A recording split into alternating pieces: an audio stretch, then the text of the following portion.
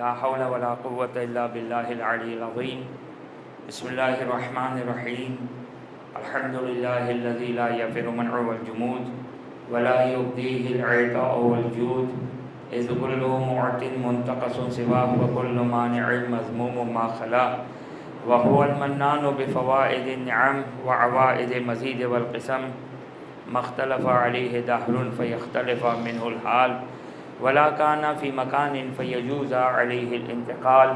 الصلاة والسلام على سيدنا ومولانا أبي القاسم محمد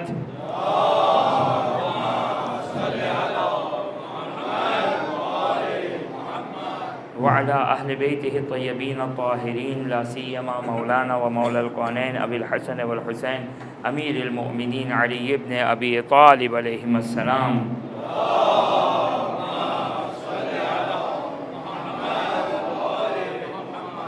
روحي وأرواح العالمين لتراب مقدمهم فداه، والعن الدائم على أعدائهم إلى قيام يوم الدين.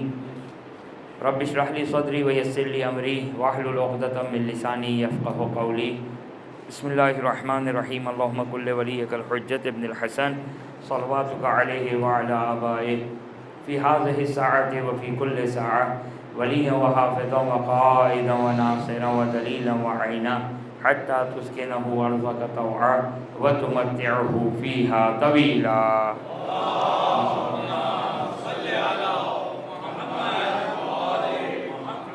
أما بعد، فقد قال الله سبحانه وتعالى في كتابه الكريم: أعوذ بالله من الشيطان الرجيم. بسم الله الرحمن الرحيم. يوم ندعو كل أناس بإمامهم فمن أوتي كتابه بيمينه فأولئك يقرؤون كتابهم. ایک درود پڑھ دے محمد و آل محمد پر.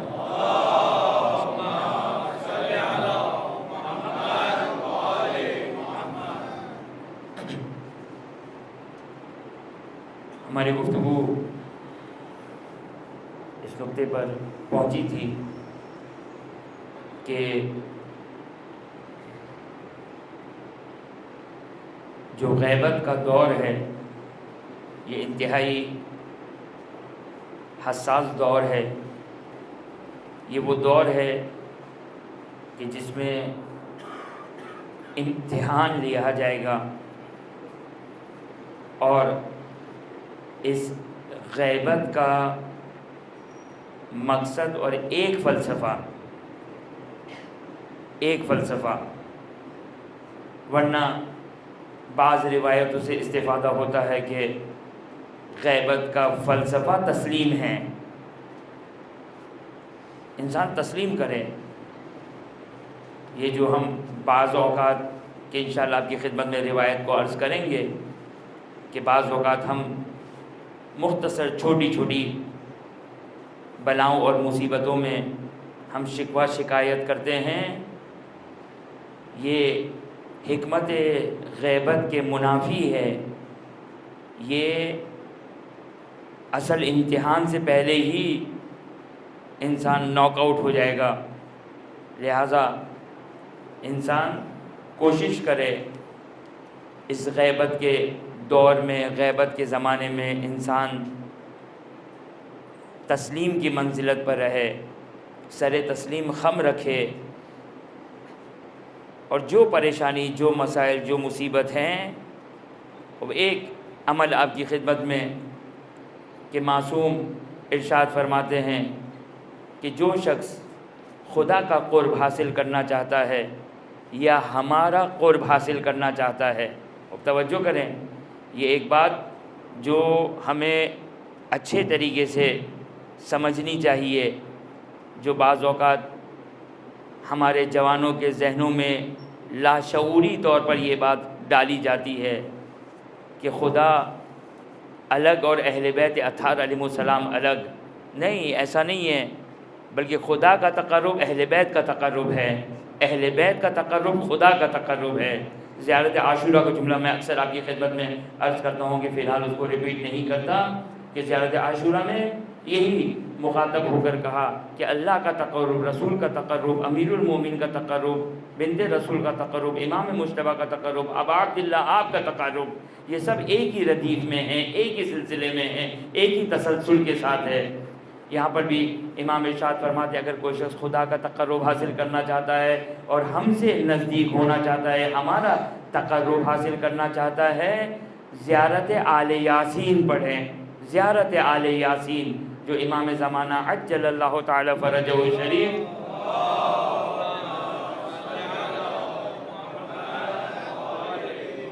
جو امام زمانہ کی زیارت ہے کہ واقعاً اپنے بچوں اور جوانوں کو یہ زیارت کہ جس میں تمام اعتقادات اور عقائد کو اس میں ایک اجمالی طور پر بیان کیا گیا، زیارت آل یاسین۔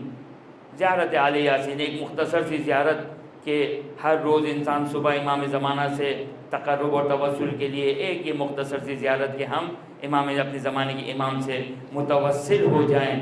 بس یہ یاد رکھیے گا، یہ دعائیں، یہ زیارتیں، یہ مجلسیں، یہ عزاداری، جب تک یہ سلسلے اسی انداز سے برقرار اور جاری ہے انشاءاللہ العزیز، کیونکہ میں نے کہا نا کہ یہ مسائل بڑے حساس مسئلے ہیں۔ غیبت کا دور، کل آپ کی خدمت میں نے عرض کیا تھا کہ یہ غیبت کا دور جو آزمائش کا دور ہے، امتحان کا دور ہے، اور غیروں کا امتحان نہیں ہے، غیروں کی آزمائش نہیں ہے۔ روایتوں کا مطالعہ کریں، روایتوں کو دیکھیں کہ جس میں خود امام صادق علیہ السلام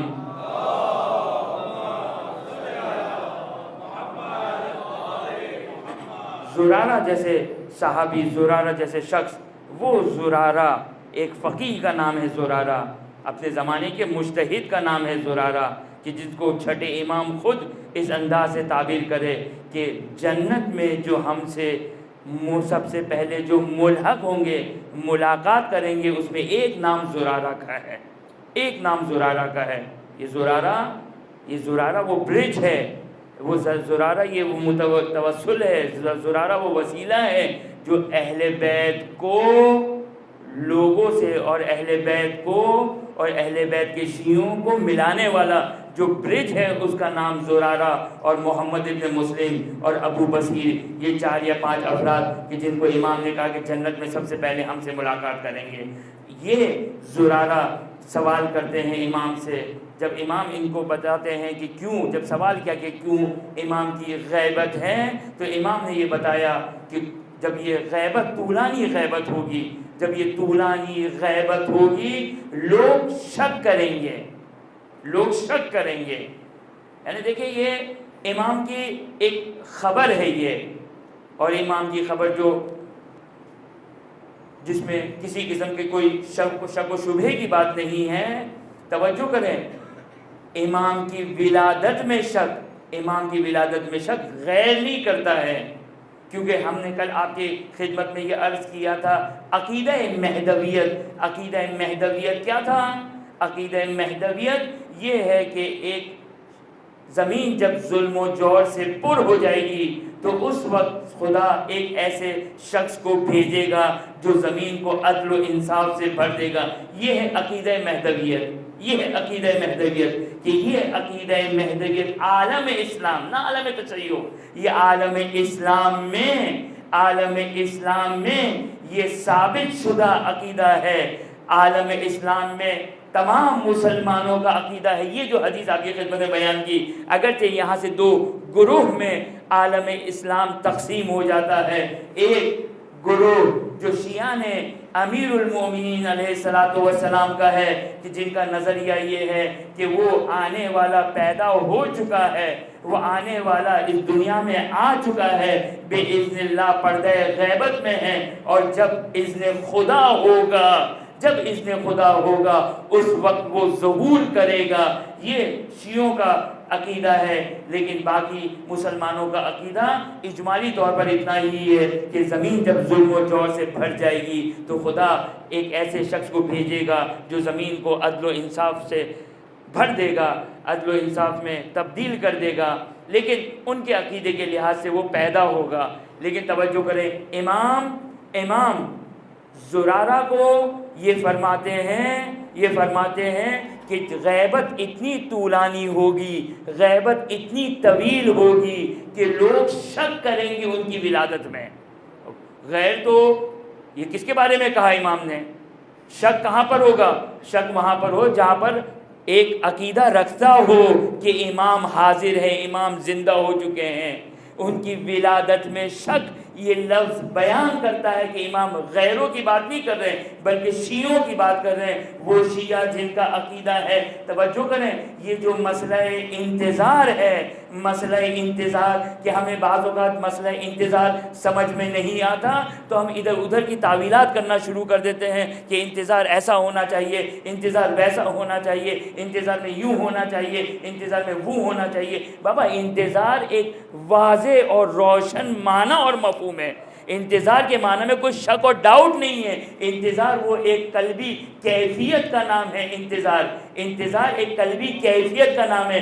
انسان جب کسی کا منتظر ہوتا ہے تو انسان کو بتانا نہیں پڑتا ہے، کسی کو تعلیم نہیں دینا پڑتا ہے، کسی کو پڑھانا نہیں پڑتا ہے کہ آیا تم انتظار کر رہے ہو یا نہیں. آج جو ہمارا الحمدللہ عقیدہ ہے، جب 15 شعبان آتی ہے، جب کوئی مناسبت آتی ہے، ہم اپنے زمانے کے امام کو یاد کرتے ہیں. یہ جو عشرہ منعقد کیا گیا امام زمانہ کے نام پر، میں جو بیان کر رہا ہوں، آپ جو سن رہے ہیں، اسی کو منتظر کہتے ہیں، اسی کو منتظر کہتے ہیں، اسی کو انتظار کرنے والا کہتے ہیں. خدا را اسی انتظار کے بارے میں امام نے فرمایا کہ ہمارے شیعوں میں، خدا جب زرارہ سے امام مخاطب ہو کر کہتے کہ طویل غیبت کی وجہ سے، طویل غیبت، خود لفظ طویل غیبت بیان کر رہی ہے کہ وہ امام موجود ہے اور غائب ہے.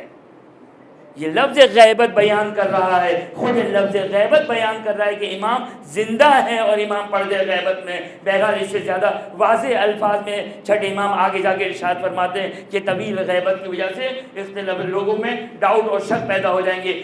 غیر ان اللہ، یہاں پر توجہ کریں، چھٹے امام فرماتے ہیں غیر ان اللہ یحب ان یمتحن الشیعہ بغیبتہ، خداوند متعال یہ چاہتا ہے، توجہ کیجئے گا، یہ جو انسان آسان نہیں ہے، امتحان آسان نہیں ہے. خود آئمہ آخر دور کی، آخر زمانے کی اگر ہم روایتوں کو، کہ انشاءاللہ بعض روایتوں کو آپ کی خدمت میں بیان کروں گا، کتنا سخت امتحان ہے، کتنا شدید امتحان ہے، کتنا ایمان اور عقیدے کا امتحان ہے کہ کون اس امتحان پر ثابت قدم رہے گا. تبھی آپ روایات آئمہ اطہار علیہ السلام کو اگر دیکھیں تو جس چیز کو ہائی لائٹ کیا ہے، جزئی طور پر بعض چیزیں مل جائیں گی، لیکن جس چیز کو ہائی لائٹ کیا ہے وہ یہ کہ ہمارا شیعہ اپنی حجت سے اور اپنے اماموں سے منسلک اور متصل رہے.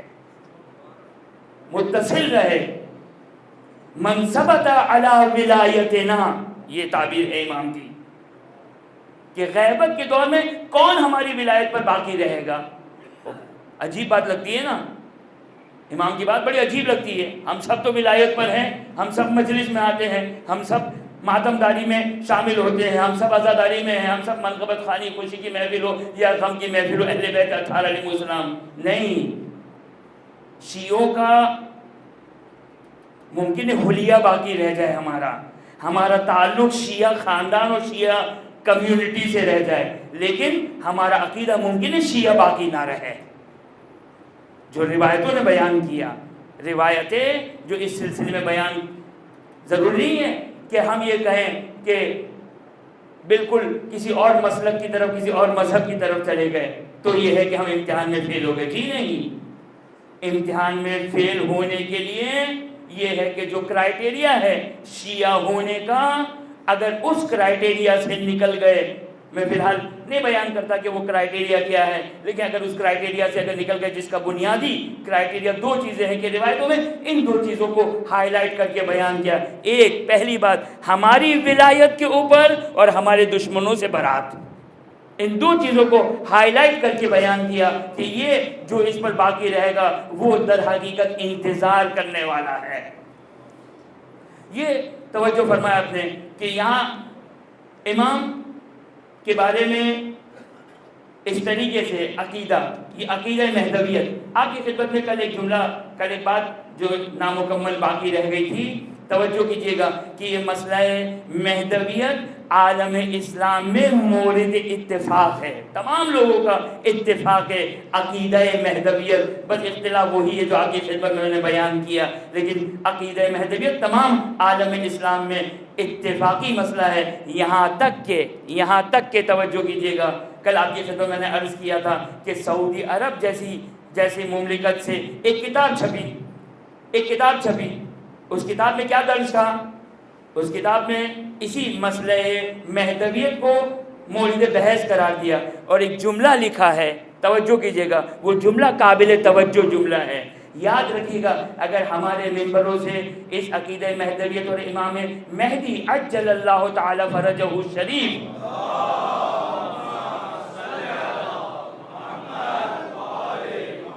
کثرت سے ذکر ہونا چاہیے، اور بالخصوص غیروں کی کتاب سے امام کا ذکر ہونا چاہیے، غیروں کی کتاب سے حتیٰ امام کا وجود، توجہ کیجیے گا، اگرچہ ان کے عقیدے میں یہ شامل نہیں ہے، لیکن مسلمانوں کی احادیث سے یہ پتہ چلتا ہے کہ آج بھی آپ کا اور میرا زمانے کا امام زندہ ہے۔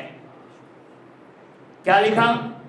لکھنے والا لکھتا ہے، توجہ کیجیے گا، یہ عقیدہ کتنا امپورٹنٹ عقیدہ ہے، مسلمانوں میں کتنا امپورٹنٹ، نہ کہ شیعوں میں، مسلمانوں میں کتنا امپورٹنٹ نظریہ ہے۔ من انکر المہدی فقط کفر۔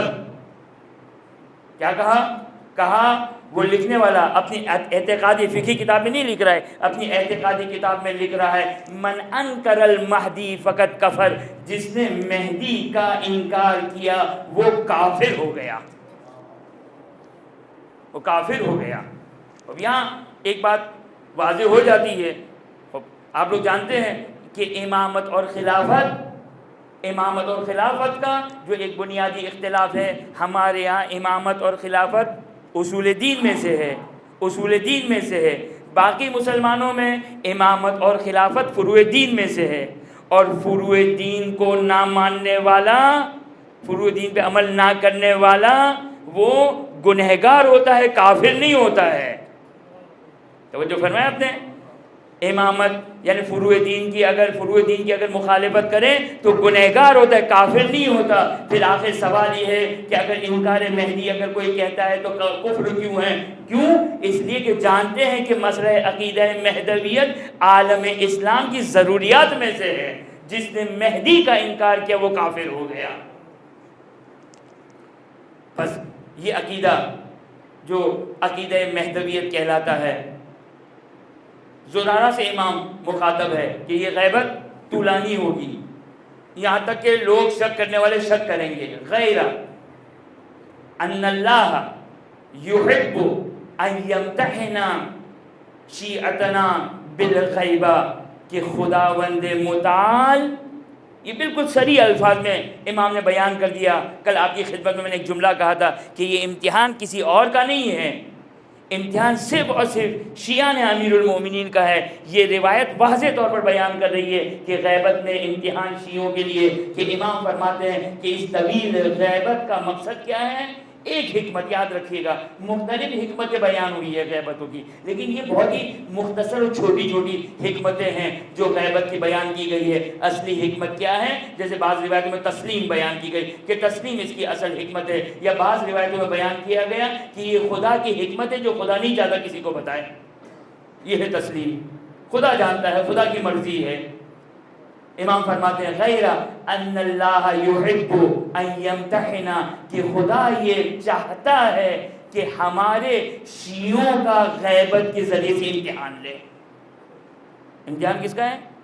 شیعوں کا، ہمارے شیعوں کا امتحان اس غیبت کے ذریعے سے ہے، غیبت کے ذریعے سے ہمارے شیعوں کا امتحان لے جائے۔ درود پڑھتے محمد و آل محمد پر۔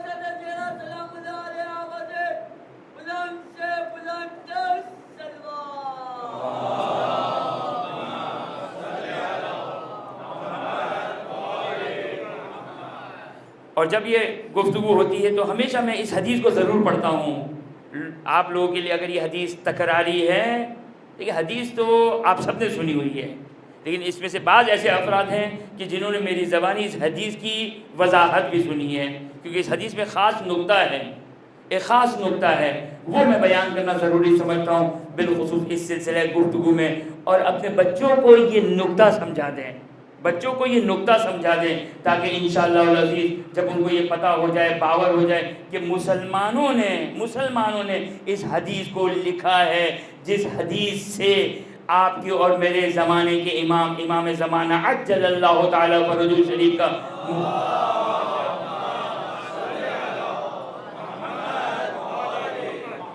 وجود مبارک ثابت ہوتا ہے، مشہور و معروف حدیث ہے، لیکن حدیث بہت ہی اہم حدیث ہے۔ اس کی ڈسکرپشن، اس کی وضاحت جن لوگوں نے میری زبانی نہیں سنی ہے، ممکن وہ کسی اور کی زبانی سنے ہوئے ہو، لیکن بچوں اور جوانوں کو اس انداز سے اس حدیث کو یاد کرائیں، حدیث کو یاد نہ کروائیں، فقط حدیث کو یاد نہ کروائیں، اس انداز سے حدیث کو یاد کریں۔ حدیث کیا ہے؟ حدیث کا ایک لفظ کہوں گا، آپ خود بخود اس کے آخر تک پہنچ جائیں گے۔ حدیث ہے منمات، حدیث منمات، اس کا نام ہی حدیث منمات ہے۔ من ماتا ولم یعرف امام زمانہ ماتا میتۃ جاہلیہ۔ یہ مسئلہ امامت اتنا امپورٹنٹ مسئلہ ہے، اتنا اہم مسئلہ ہے۔ کل آپ کی خدمت میں نے عرض کیا تھا یوم ندعو کل اناس بامامہم، کہ قیامت کے دن تمہارے اپنے خداؤں کے ذریعے سے نہیں تمہیں پکارا جائے گا، تمہارے اپنے رسولوں کے ذریعے سے نہیں پکارا جائے گا، تمہارے اپنی نمازوں اور عبادتوں کے ذریعے سے نہیں پکارا جائے گا، بلکہ تمہارے امام کے ذریعے سے پکارا جائے گا کہ تم نے کس امام کا انتخاب کیا، آیا امام حق کا انتخاب کیا یا امام باطل کا انتخاب کیا۔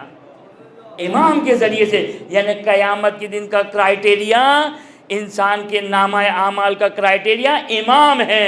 آپ جس ہاتھ میں اپنے نامہ اعمال کو لینا چاہتے ہیں اسی امام کی اتباع کریں۔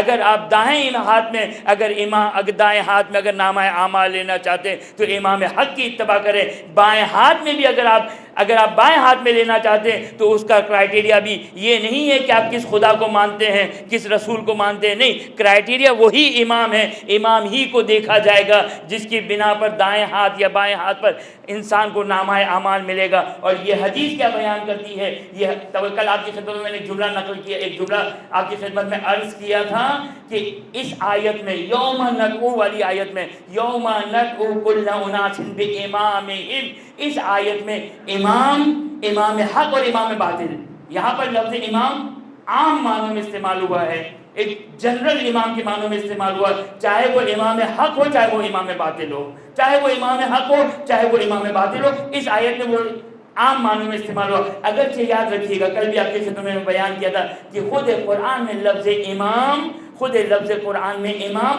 کبھی صرف حق کے لیے استعمال ہوا، کبھی صرف باطل کے لیے استعمال ہوا، اور کبھی عمومی معنوں کے لیے استعمال ہوا، کہ یہ والی آیت یوم ندعو کل اناس بامامہم والی جو آیت ہے، یہاں پر امام جنرل معنوں میں آیا، یعنی ہر شخص، یوم ندعو کل اناس، جس انسان کے اوپر انسان کا اطلاق ہوتا ہے، حضرت آدم سے لے کر قیامت تک جتنے بھی انسان ہیں ان کو ان کے اماموں کے ساتھ محشور کیا جائے گا۔ یہ امام جو قرآن کی اس آیت میں ہے عمومی معنوں میں استعمال ہوا، لیکن یہ جو حدیث ختمی مرتبہ حضرت محمد مصطفیٰ صلی اللہ علیہ وآلہ وسلم،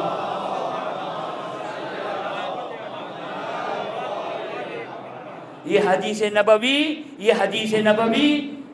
حدیث منمات، یہ حدیث نبوی ہے، ختمی مرتبہ نے فرمایا ہے من ماتا ولم یعرف امام زمانہ۔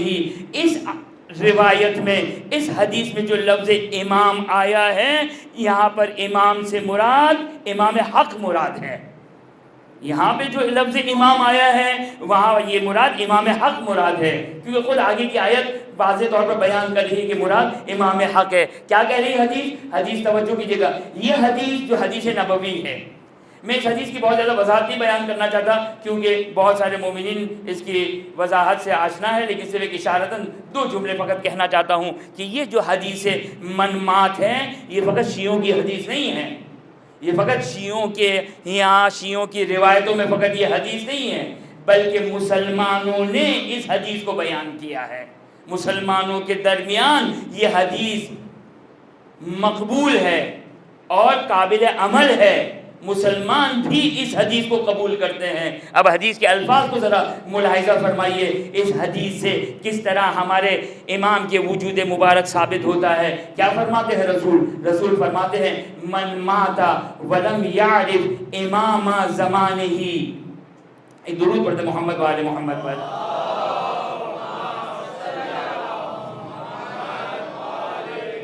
آپ مومن سے گزارش ہے معذرت کے ساتھ ذرا آگے آگے تشریف لے آئیں، درود پڑھتے محمد وآل محمد پر۔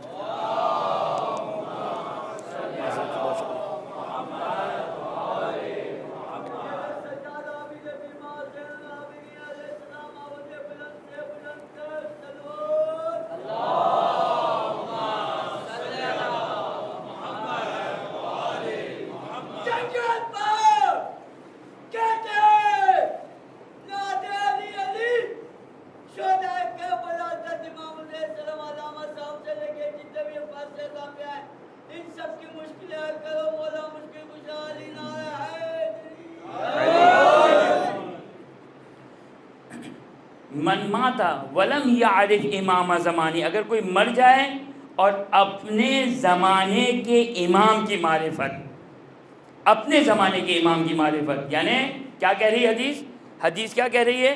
حدیث کہہ رہی ہے کہ آپ کے زمانے میں ایک امام موجود ہے، آپ کے زمانے میں ایک امام موجود ہے، کیونکہ رسول خبر دے رہے ہیں، اصدق الصادقین کی خبر ہے، ختمی مرتبت کی خبر ہے کہ جو شخص مر جائے اگر آج کے زمانے کا امام نہیں ہے تو یا رسول اللہ اس حدیث پہ میں کیسے عمل کروں؟ اس حدیث پہ میں کیسے عمل کروں؟ بس یہ حدیث انن کشف کرتی ہے، بتا رہی ہے یہ حدیث من مات ولم یعرف امام زمانہ، اگر کوئی مر جائے اور اپنے زمانے کے امام کی معرفت نہ رکھتا ہو، یا رسول اللہ کہاں ہے امام؟ کہاں ہے مسلمانوں کا امام؟ الحمدللہ ہم 1400 سال سے امام عصر، امام مہدی عجل اللہ تعالی فرجہ شریف کی امامت کے قائل ہیں اور ماننے والے ہیں۔ بس یہ جو حدیث من مات جو مسلمانوں نے بیان کی، یہ حدیث بتا رہی ہے کہ رسول کم از کم رسول کے بعد سے ہر زمانے میں امام موجود ہے۔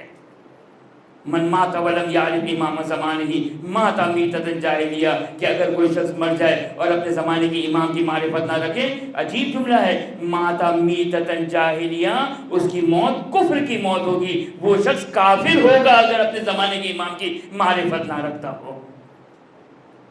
توجہ کیجئے گا، یہ جو غیبت کا مسئلہ ہے، جو تسلیم کا مسئلہ ہے، اس میں اہم ترین چیز ضروری ہے کہ ہمیں اپنے امام کی معرفت ہونی چاہیے۔ کیا ہے امام؟ کون ہے امام؟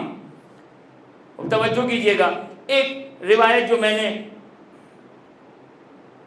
ایک پہلے کی مجلس میں پڑھی، اس کو میں فقط چند جملے اس روایت کے پڑھنا چاہتا ہوں، توجہ کریں کہ کیا امام کا مقام ہے، کیا امام کی عظمت ہے، کہ زیارت جامعہ کے چند الفاظ کو آپ کی خدمت میں بیان کرنا چاہتا ہوں۔ لیکن فرزدق کہ جس کی تفصیل میں نے پہلی والی مجلس میں اس کی تفصیل بیان کی، بعض افراد ممکن ہے انہوں نے میری مجلس سنی ہو، لہذا میں تکرار نہیں کرنا چاہتا، لیکن توجہ کیجیے گا، فرزدق جو در حقیقت پہلے بنی امیہ کے شاعروں میں تھے، فرزدق کا تعلق بنی امیہ کے شاعروں میں سے تھے، بنی امیہ کے شاعروں میں تھا، لیکن بعد میں جو خدمت دی ہے، خدمت کی ہے امامت کے در پر، امامت کے در پر جو خدمت کی، اس خدمت کا نتیجہ یہ ہوا کہ وہ ظلمت کو چھوڑ کر اصحاب امام سجاد میں آ گئے۔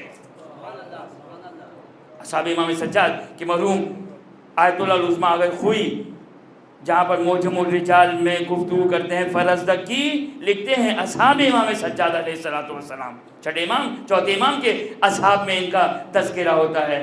توجہ کریں، یہ فرزدق ایک مختصر سی، ایک معمولی سی ایک معرفت دے رہے ہیں کہ میں زیارت جامعہ سے اس کو کنیکٹ کرنا چاہتا ہوں کہ توجہ کیجیے گا کہ امام کون ہوا کرتا ہے، مقام امامت کیا ہے، مقام امامت کیا ہے۔ توجہ کیجیے گا کہ فرزدق ایک مرتبہ وہ مشہور و معروف واقعہ جو آپ لوگوں نے سنا ہوا ہے، جس کو اختصار سے آپ کی خدمت میں بیان کروں کہ جب حشام ابن عبد الملک جب خانہ کعبہ کی زیارت کو آیا، ایک مرتبہ زیارت کرنے کے بعد حجر اسود کی زیارت کرنا چاہتا تھا، حجر اسود کی زیارت کو نہیں پہنچ سکا، بھیڑ تھی، کیونکہ حجر اسود کا مقام ہی مقام حتیم کہلاتا ہے. حتیم وہ حجر اسود والی جگہ ہے. وہ حتیم جو حجر اسماعیل ہے، جو سفید دیوار ہے، وہ حتیم نہیں ہے.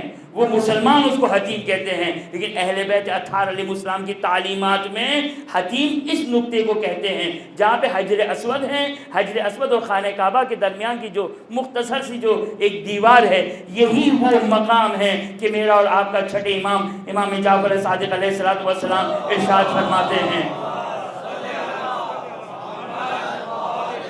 چھٹے امام ارشاد فرماتے ہیں، ایک طویل حدیث کے ذیل میں ارشاد فرماتے ہیں، اور شیعوں کا عقیدہ بھی ہے. اپنے بچوں اور جوانوں کے لیے ایک بات کہہ دوں کہ جو ہم پر ایک الزام لگایا جاتا ہے، ہم پر ایک تہمت لگائی جاتی ہے کہ شیعہ قائل ہے اس بات کے کہ سرداب میں سامرہ میں جنہوں نے زیارت کی، خدا ہم سب کو سامرہ اور عتبات عالیہ کی زیارت نصیب فرمائیں.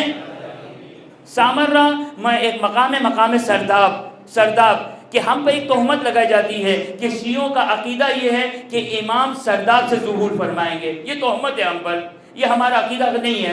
ایسے کسی شیعہ، کسی عالم، کسی فقیہ کوئی ہمارے پاس ضعیف سے ضعیف روایت نہیں ہے. باقی بلکہ توجہ کی جگہ تمام مسلمانوں کا عقیدہ یہاں پر بھی اتفاقی ہے. جو تمام مسلمانوں کا عقیدہ ہے وہی ہمارا عقیدہ ہے کہ کہاں سے ظہور فرمائیں گے وہ آپ کی خدمت میں عرض کرتا ہوں. لیکن سرداب کا مقام جو ہمارا عقیدہ ہے وہ فقط اتنا عقیدہ ہے کہ سرداب وہ مقام ہے جہاں سے آپ کی غیبت صغریٰ کی ابتدا ہوئی تھی. 260 ہجری آپ کی غیبت صغریٰ کا آغاز تھا، اور 329 ہجری تک غیبت صغریٰ کا سلسلہ تھا، جس میں 4 نواب اربعہ، 4 امام کے خاص الخاص نائب تھے. اور اس کے بعد 329 ہجری سے آپ کی غیبت کبریٰ کا دور شروع ہو گیا کہ آپ غیبت صغریٰ میں اپنے شیعوں سے انہی نواب اربعہ کے تھرو، انہی نواب اربعہ کے کنیکشن سے اپنے شیعوں سے متصل تھے. اور غیبت کبریٰ کو غیبت کبریٰ ہی اسی لیے کہتے ہیں، غیبت کبریٰ کو غیبت کبریٰ ہی اسی لیے کہتے ہیں کہ اب امام کا اور شیعوں کا ظاہری طور پر کوئی کنیکشن نہیں ہے. امام کا، اور چونکہ ہمارا جو موضوع ہے ملاقات امام زمانہ، اس سے جو وہ اس کو میں ربط بھی دینا چاہتا ہوں. توجہ کیجیے گا کہ ہمارا عقیدہ ہے، تمام شیعوں کا عقیدہ ہے کہ امام کا ظاہری طور پر کوئی کنیکشن نہیں ہے. میں ایک جملہ کہتا ہوں، چاہے وہ کتنا بڑا فقیہ کیوں نہ ہو، کتنا بڑا مرجع کیوں نہ ہو، کتنا بڑا مجتہد کیوں نہ ہو، کسی مجتہد کے پاس امام کا واٹس ایپ نمبر نہیں ہے. شاید ممکن آواز کٹ گئی ہو. کسی مجتہد کے پاس امام کا واٹس ایپ نمبر نہیں ہے کہ جہاں پر وہ پھنس گیا امام سے واٹس ایپ کر کے سوال کر لیں. وہ جو ملاقاتیں ہیں وہ بعد میں انشاءاللہ اس پر تفصیل سے ہم بعد میں انشاءاللہ گفتگو کریں گے. لیکن یہ غیبت کبریٰ ہے. اور جو روایتوں میں بھی امام نے اس ملاقات کو منع کیا، اس کی وضاحت بعد میں کریں گے. لیکن یہ جو مسئلہ ہے غیبت کبریٰ، حتیٰ ہمارے فقہا میں بعض اتنے جلیل القدر فقیہ وہ قائل ہیں اس بات کے کہ غیبت کے زمانے میں کوئی بھی امام سے ملاقات کر ہی نہیں سکتا ہے. جس میں نام آتا ہے سب سے پہلے شیخ مفید اعلی اللہ مقامہ. ان کا عقیدہ تھا یہ سید مرتضیٰ کے برخلاف. شیخ مفید کا عقیدہ تھا کہ غیبت کے زمانے میں کوئی بھی امام سے ملاقات نہیں کر سکتا ہے، کوئی بھی امام سے ملاقات نہیں کر سکتا. توجہ کیجیے گا کہ ہم جو اب یہ ایک مسئلہ، چونکہ اب ایک بات آ گئی، کہیں ایسا نہ ہو کہ شیخ مفید کی بات خراب ہو جائے. شیخ مفید ہمارے عظیم ترین فقہا میں سے ہے، پایہ تشیع میں، اساس تشیع، اصول تشیع میں جن کی خدمات ہیں اس میں سر فہرست جو نام آتا ہے شیخ مفید کا نام آتا ہے. شیخ مفید، توجہ کیجیے گا، شیخ مفید اول غیبت کے افراد میں سے تھے. غیبت کا جب آغاز ہوا تو ان کے ابتدائی زمانے میں شیخ مفید کا دور تھا. آج اگر قائل ہیں اس بات کے کہ امام زمانہ سے ملاقات پاسبل ہے تو ممکن ہے کوئی آ کر کہے کہ خوب شیخ مفید کو مگر کوئی حدیث نہیں ملی. مسئلہ حدیثوں کا نہیں ہے. آج جو ہمارے لیے ثابت ہے، جو علماء بیان کرتے ہیں وہ یہ کہ ہماری کتابوں میں اتنی ملاقات بیان ہوئی ہے جس میں میرے اور آپ جیسے نہیں، عوام نہیں، بازاری لوگ نہیں، جن کو ہر تھوڑی دیر بعد کوئی شبیہ نظر آتی ہے، کوئی خواب نظر آتا ہے، یہ بھی ایک کھیل بنا ہوا ہے۔ نہیں، مقدس اردبیلی جیسی شخصیت، سید مہدی بحرالعلوم جیسی شخصیت، چونکہ ایسے فقہا کے واقعات موجود ہیں کہ جس میں امام زمانہ سے ملاقات ہے، لیکن چونکہ اتنے تواتر سے یہ واقعات پہنچے ہیں، چونکہ یہ واقعات پہنچے، لہذا یہ فقہا قائل ہے اس بات کے کہ امام سے ملاقات ممکن ہے۔ لیکن توجہ کریں، یہ ایسا نہیں ہے کہ یہ 100% عقیدہ تھا، چونکہ شیخ مفید کا دور ابتدائی غیبت کا دور تھا۔ اگرچہ یاد رکھیے گا، یہ شیخ مفید کوئی معمولی شخصیت نہیں ہے کہ پھر آ کر ہم کہیں کہ شیخ مفید، کیونکہ آج تو ہمارے یہاں ایسا ہے کہ ہر شخص کسی کو تھوڑا سا نماز روزہ اور تھوڑا سا سبحان اللہ اللہ اکبر کی تسبیح پڑھتے ہوئے دیکھ لیں تو ہم کہیں کہ بھائی اس کا تو امام زمانہ سے ارتباط ہے۔ یہ کیا کھیل لگا رکھا ہے ہم نے، یہ کیا مذاق لگا؟ شیخ مفید جیسا کہتا ہے، شیخ مفید جیسی شخصیت کہتی ہے۔ کون ہے شیخ مفید؟ شیخ مفید کوئی کسی معمولی انسان کا نام نہیں ہے، خود شیخ مفید وہ ہیں کہ یہ جو میں بات کہنے جا رہا ہوں خود ان کے مرکز پہ آپ دیکھ لیجئے گا کازمین میں۔ شیخ مفید وہ شخصیت ہے، وہ ہستی ہے کہ جن کی رحلت کے اوپر، جن کے انتقال کے اوپر، جن کی دنیا سے وفات کے اوپر خود زمانے کے امام نے مرثیہ پڑھا ہے، خود زمانے کے امام نے مرثیہ پڑھا ہے۔ آپ دیکھیں یہی اشعار جو مرثیے کے اشعار ہیں، ان کی قبر مطہر جنہوں نے کازمین میں مردوں کی طرف کازمین میں شیخ مفید کی قبر مطہر ہے، جہاں پر جاتے ہیں تو وہاں پر ایک مختصر سی جالی بنی ہوئی ہے، وہاں پر تختی پہ یہی 4 یا 5 تقریباً 6 اشعار تقریباً موجود ہے کہ یہ وہ امام زمانہ سے منسوب اشعار ہے کہ جو شیخ مفید پہ پڑھے گئے ہیں۔ خود شیخ امام زمانہ کے اشعار ہیں، امام زمانہ نے مرثیہ پڑھا ہے، لہذا شیخ مفید کسی معمولی انسان کا نام نہیں ہے۔ لیکن شیخ مفید کی یہ بات بتا رہی ہے کہ آج جو یہ دکانداری، آج جو بازار امام زمانہ سے ملاقات کا جو بازار گرم ہے، اس کی اساس، اس کی حقیقت کا اندازہ لگایا جا سکتا ہے۔ چلتے پھرتے ہر شخص کہتا ہے کہ میری ملاقات ہوئی، ایک ایسی شخصیت سے ملاقات ہوئی، مجھے تو وہ امام زمانہ لگ رہے تھے۔ ہم نے کیا کھیل لگا رکھا ہے؟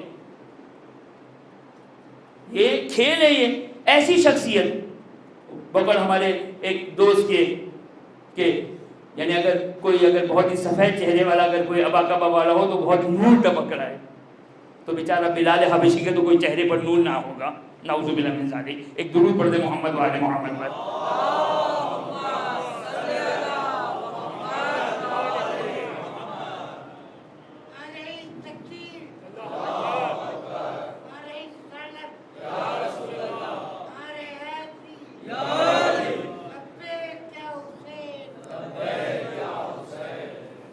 درود پڑھتے محمد وعلی محمد پر۔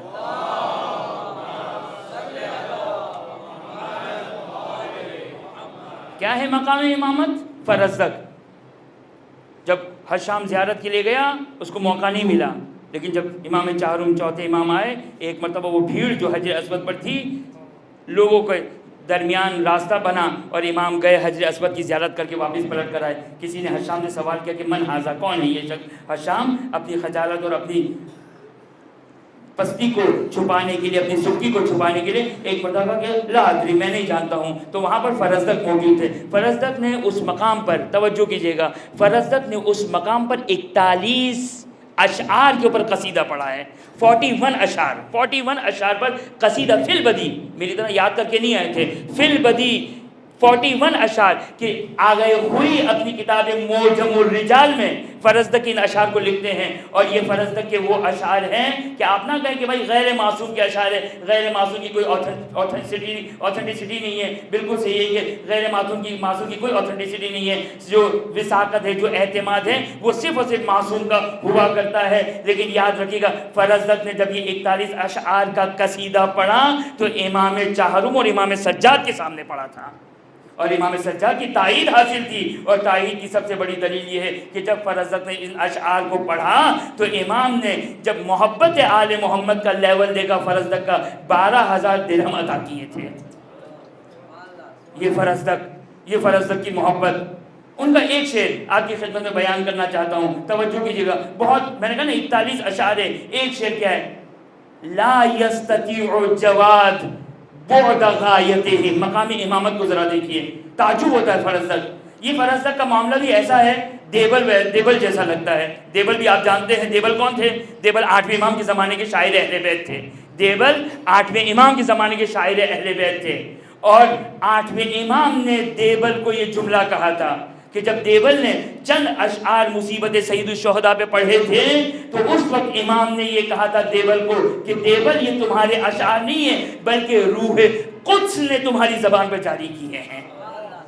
اور دیبل اور فرزدق کے یہ اشعار یقینی طور پر میں کہتا ہوں کہ اگرچہ روایت میں نہیں ہے لیکن فرزدق کے یہ اشعار، چونکہ فرزدق کے یہ اشعار بنی امیہ کا کارمند، بنی امیہ میں یہ اٹھنے بیٹھنے والا اس زمانے میں ایک عام مومن کی معرفت کا یہ لیول نہیں تھا، بلکہ یوں کہوں کہ بعض ایسے جملات فرزدق کے ان اشعار میں وہ ملتے ہیں جو ہمیں زیارت جامعہ کبیرہ ہمارے 10ویں امام نے تعلیم دی ہے۔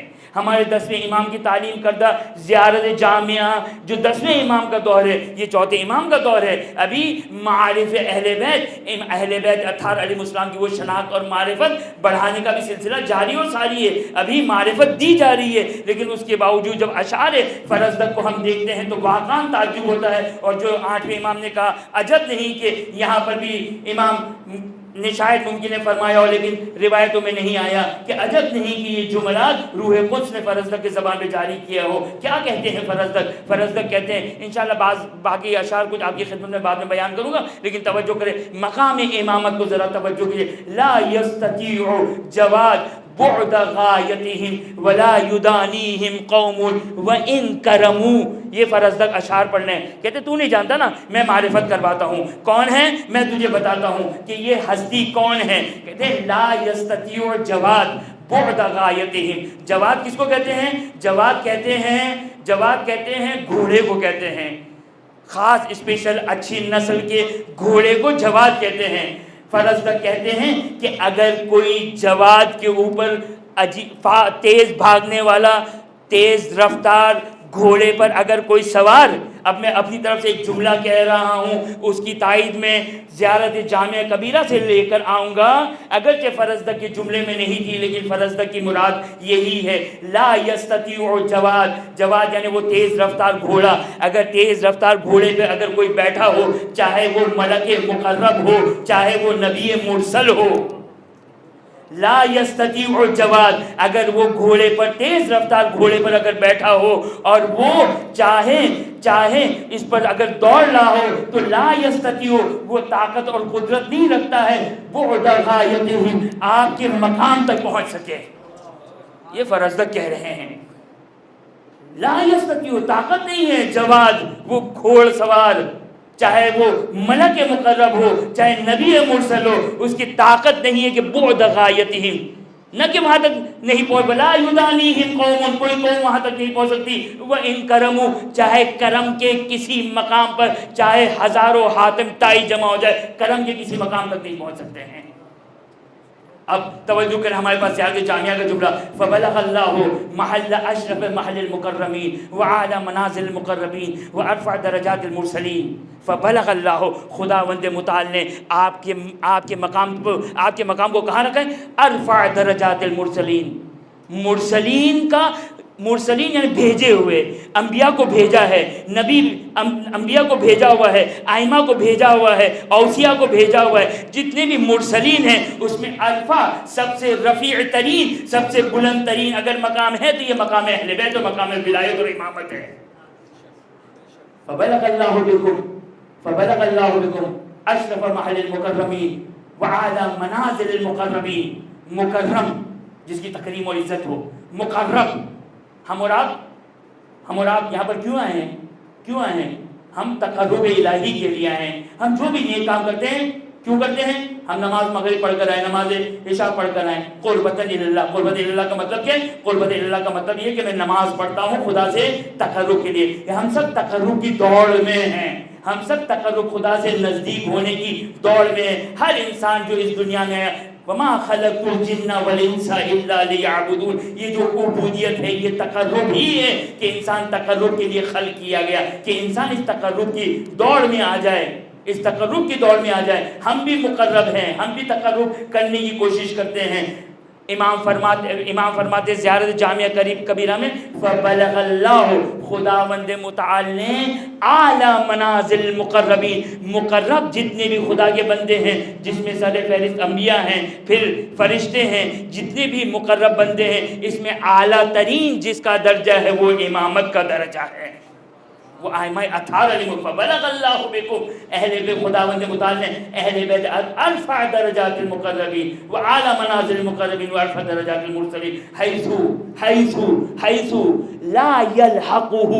سوال کرتے ہیں کہ آیا انبیاء کا رتبہ بلند ہے یا ائمہ کا رتبہ بلند ہے؟ کاش کسی نے زیارت جامعہ اگر پڑھی ہو تو خود زیارت جامعہ بتاتی ہے کہ مقام امامت اور مقام انبیاء نبوت میں کتنا فاصلہ ہے، مقام نبوت اور مقام امامت میں کتنا فاصلہ ہے۔ زیارت جامعہ کبیرہ کو پڑھے، لا یسبقہ سابق ولا یطمع فی ادراک طعمہ ولا یلحقہ لائق ولا یفوقہ فاعل، کہ مقام امامت کیا ہے؟ مقام امامت یہ ہے کہ جو ملحق ہونا چاہتا ہے وہ ملحق نہیں ہو سکتا ہے، جو اس قربت کی، اس تقرب کی مسابقے میں سبقت کرنے والا ہے، جو دوڑ لگانے والا ہے، وہ وہاں تک پہنچ نہیں سکتا ہے، ولا یفوقہ فاعل۔ اس کے بعد عجیب جملہ ہے کہ یہ اتنا اعلیٰ مقام ہے، یہ اتنا ارفع مقام ہے، اتنا بلند مقام ہے کہ ولا یطمع فی ادراکہ طعمہ۔ توجہ کیجئے گا، ایک دفعہ انسان جب دوڑ لگ رہا ہوتا ہے، اگر دوڑ لگ رہی ہو تو اگر چند انچوں کا اگر فاصلہ ہو، چند میٹرز کا اگر فاصلہ ہو تو انسان کوشش کرتا ہے، انسان طمع کرتا ہے، انسان آرزو کرتا ہے کہ جس سے میری دوڑ لگ رہی ہے، جس سے میرا مقابلہ ہو رہا ہے، طمع کرتا ہے کہ میں اس کے برابر پہنچ جاؤں، اس کے آگے پہنچ جاؤں۔ لیکن اگر مثال کے طور پر انسان اگر پہاڑ پہ چڑھنے کا اگر مقابلہ ہو، کسی کو پہاڑ کی نوک پر دیکھ رہا ہو، پہاڑ کے سرے پر دیکھ رہا ہو، پہاڑ کی بلندی پر دیکھ رہا ہو اور وہ پہاڑ کے نیچے کھڑا ہو، تو کس طریقے سے انسان مایوس ہو جاتا ہے، انسان نا امید ہو جاتا ہے۔ امام اس زیارت جامعہ میں ارشاد فرماتے کہ مقام امامت اور مقام ولایت اور ائمہ اطہار علیہ السلام کا خداوند متعال نے کیا مقام رکھا کہ نبی مرسل، ملک مقرب، لا یطمع فی ادراکہ طعمہ، کہ طمع کرنے والے، لالچ کرنے والے، کیونکہ ہر انسان کی لالچ ہے، ہر انسان کی خواہش ہے، ہر انسان کی آرزو و تمنا ہے کہ خدا کا قرب حاصل کرے، زیادہ سے زیادہ خدا کا قرب حاصل کرے۔ وہ نبی، وہ ملک، وہ بھی عاجز ہیں اور طمع کرنا چھوڑ دیتے ہیں جب آپ کے مقام کو دیکھتے ہیں، جب آپ کے مقام کو دیکھتے ہیں لا یطمعوا، طمع نہیں کرتے ہیں، اس لیے کہ وہ پہاڑ کی بلندی پر ہے، وہ پہاڑ کی بلندی پر ہے جہاں نبی بھی ہتھیار ڈال دیتا ہے، ملک مقرب بھی ہتھیار ڈال دیتا ہے۔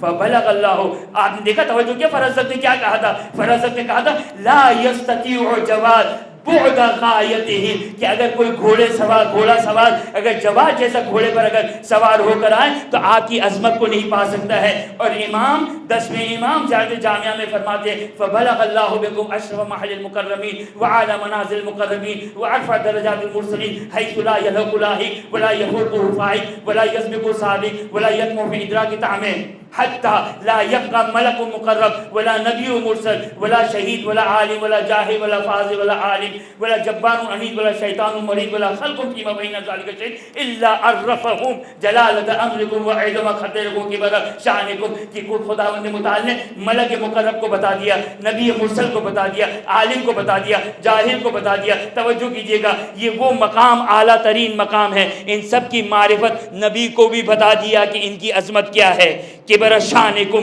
کہ خدا کے نزدیک ان کا کیا مقام ہے، وقرب منزلتکم منہ، کہ اہل بیت کی خدا سے۔ بھئی یہ انبیاء کون ہیں؟ انبیاء مقرب بندے ہیں، انبیاء مقرب بندے ہیں، لیکن خدا انبیاء کو بتا دیا کہ اہل بیت کا مقام مجھ سے کتنا قریب ہے۔ اس سے زیادہ انبیاء کے اوپر عالمیت اور افضلیت کی اور کیا دلیل چاہیے؟ اس سے زیادہ امام کا، ائمہ اطہار علیہ السلام کا انبیاء سے افضل ہونے کی کیا دلیل ہے کہ ان نبی لا یبقى ملک مقرب ولا نبی مرسل، کوئی ملک مقرب نہیں بچتا، کوئی نبی مرسل نہیں، مگر خداوند متعال نے ان کو بتا دیا، کیا بتا دیا کہ خدا کی ان سے کیا نسبت ہے، خدا سے ان کی کتنی قربت ہے۔ یا یوں کہوں کہ ان کی خدا سے کتنی قربت ہے اس مقام کو بتا دیا. فبلغ اللہ. اور توجہ کیجیے گا اس کے بعد دیکھیے توجہ کیجیے گا یہ زیارت جامعہ کبیرہ، یہ زیارت جامعہ کبیرہ کہ توجہ کریں کہ یہاں تک جب امام پہنچے ایک تعارف دیا، ایک امامت کا تعارف دیا، اس کے بعد ایک قانون دے رہی ہے زیارت جامعہ کہ جب تم نے اپنے امام کو پہنچ لیے، جب تم نے اپنے امام کو اس حد تک الفاظ کی حد تک پہچان لیا تو اب وہ نقطہ ہے جس پر یہ انسان کو کرنا چاہیے کیا. اس کے بعد امام فرماتے ہیں بِأَبِي أَنْتُمْ وَأُمِّي وَنَفْسِي وَأَهْلِي وَمَالِي، کہ اگر اپنی جان کو قربان کرنا ہے، اپنے مال کو قربان کرنا ہے، اپنے نفس کو قربان کرنا ہے، اپنی ماں اپنے والدین کو قربان کرنا ہے، اپنی اہل و عیال کو قربان کرنا ہے، تو یہ ہستیاں ہیں جن پر اپنے اہل و عیال کو قربان کرو. دیکھیں یہ مقام دیا، یہ مقام تسلیم ہے، یہ مقام تسلیم ہے کہ یہ وہ مقام کہ جب ایسی ہستیاں ہوں کہ ایسی ہستیاں کہ انبیاء بھی نہ کہ تمنا سے بالا تر ہے. یہ مقام امامت. فرزت چوتھے امام کی خدمت میں یہ اشعار ارشاد فرماتے ہیں لا یستطیع جواد بعد غایتہم ولا ینالہ قوم وان کرموا.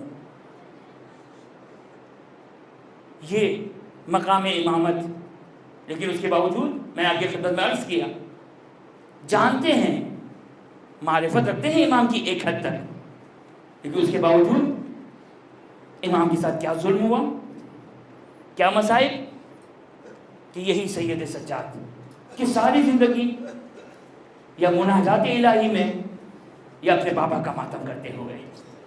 اور کیسا ماتم، عجیب ماتم. لوگ کہتے ہیں عزاداری بہت ہو گئی، گریہ بہت ہو گیا، ماتم بہت ہو گیا. کوئی آئے سید سجاد کی عزاداری کو دیکھے، سید سجاد کی گریہ کو دیکھے. پانی دیکھا آنکھوں میں آنسو آ گئے. فقط آنکھوں میں آنسو نہیں آئے، 35 سال سے 34 سے 35 سال 34 سے 35 سال امام کا طریقہ کار یہی تھا. ایک دن نہیں، 2 دن نہیں، 1 سال نہیں، 35 سال امام کا یہی طریقہ کار. کوئی پانی پینے کے لیے آیا ہو یا وضو کے لیے آیا ہو، مختصر سے آنکھوں میں آنسو آگے نہیں. حتیٰ مقاتل نے بیان کیا آپ نے اتنا گریہ کیا، اتنا گریہ کیا، اور پانی آپ کے آنسو سے اس طرح آلودہ ہوا کہ وہ پانی وضو کے لیے نہیں بچا، وضو کے قابل نہ رہا. اتنا گریہ کیا. کھانا آیا گریہ کیا. امام ساری زندگی دن میں روزہ رکھتے تھے. افطار کے وقت جب آپ کے لیے کھانا لایا جاتا تھا تو امام کھانے کو دیکھتے تھے اور کہتے تھے الا قد قتل ابن رسول اللہ جائعا وعطشانا. اللہ اللہ، فرزند زہرا کو بھوکا پیاسا ذبح کیا گیا. اس انداز سے گریہ کر رہے ہیں، اس انداز سے ماتم کر رہے ہیں، یہاں تک کہ حتیٰ راستے چلتے چلتے جب امام کی نگاہ کسی قصاب کی دکان کے گوشت پہ پڑ جائے اور قصاب اگر ان گوشت پر کپڑا نہ ڈال سکے تو ایک مرتبہ امام قصاب کے پاس آتے سوال کرتے ہیں اے قصاب یہ بتا دے جب اس جانور کو ذبح کیا تھا تو پانی پلایا تھا یا نہیں پلایا تھا؟ ایک مرتبہ طلب کر کہتا ہے مولا آپ کے جد کا امتی ہوں، کیسے ممکن ہے جانور کو ذبح کرنے سے پہلے پانی نہ پلاؤں؟ میرا مولا مدینے سے کربلا کا رخ کرتا ہے الا قد قتل ابن رسول اللہ جائعا وعطشانا. فرزند زہرا کو، فرزند رسول کو 3 دن کا بھوکا پیاسا ذبح کیا گیا. میرا مولا موقع سے اپنے بابا کو یاد کرتا ہے، موقع سے اپنے بابا کا ماتم کرتا ہے. یہاں تک کہ روایتوں نے بیان کیا جب ابو الفضل عباس کے بچوں پہ نگاہ پڑ جائے تو ایک مرتبہ چیخ مارتے ہیں واہ عباسا واہ حسینہ کی فریاد کو بلند کرتے ہیں. کبھی مولا حسین کے بچوں پہ نگاہ پڑ جائے میرا آقا میرا مولا واہ حسینہ کر کے کربلا والوں کو یاد کرتے. اتنا گریا کہ کسی نے طلب کر ایک مرتبہ جملہ کہا مولا کب کب تک گریا کریں گے, کب تک روئیں گے؟ کیا وہ وقت نہیں آیا کہ آپ کے گریے کا وقت ختم ہو چکا ہو؟ میرا مولا فرماتا ہے اے سوال کرنے والے, تو نے انصاف نہیں کیا. خدا نے یعقوب کو 11 فرزند عطا کیے تھے, ایک فرزند فقط آنکھوں سے اوجھل ہوئے, اتنا گریا کیا, آنکھیں سفید ہو گئی, سر سفید ہو گیا. اور جبکہ یعقوب جانتے تھے میرا یوسف زندہ ہے, جبکہ میرے 18 یوسف انی نظر تو الی ابی و اخی و عمی, ارے میرے 18 یوسف تپتی ریت پر میں نے دیکھا میرا بابا, میرے چچا کے بازو چھانے کٹ چکے ہیں. آئے میرا بھائی کلیل جوان جس کے سینے پہ مرچی کے, خدا آپ کو کوئی غم نہ دے. وہ سید سجاد اس انداز سے گریہ کر رہے ہیں. یہ وہ واحد عزادار ہے, یہ وہ واحد عزادار ہے جو کربلا والوں کا گریہ کنان بھی ہے اور کربلا کا ستم دیدہ بھی ہے. اللہ اللہ, وہ کربلا کا ستم دیدہ اللہ. کوئی سید سجاد کے دل سے پوچھے سید سجاد کی کیفیت کی تھی, کیا تھی؟ جب صاحب میرا مولا جب آخری رخصت کے لیے آیا تھا نا, ایک مرتبہ شہزادی زینب کو لے کر آیا تھا.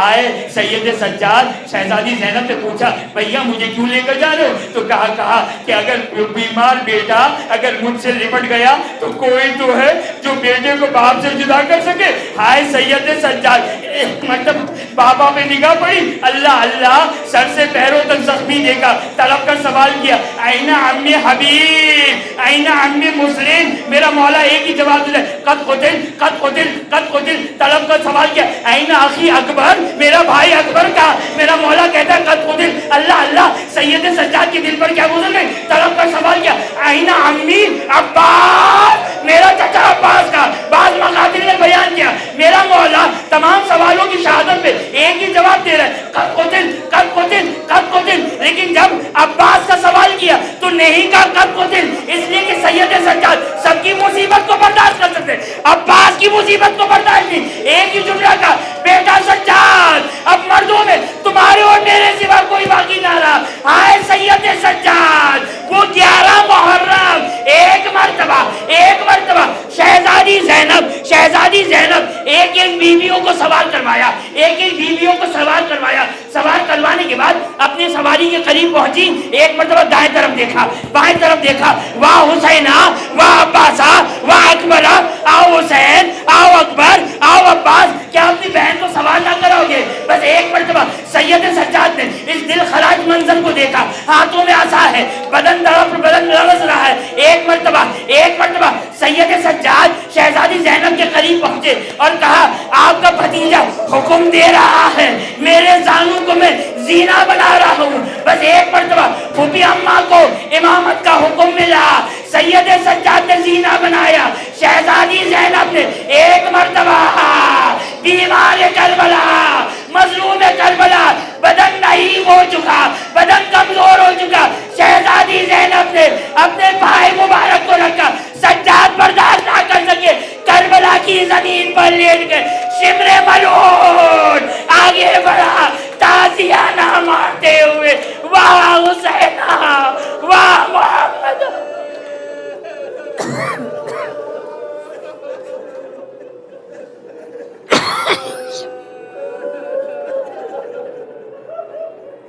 ماتم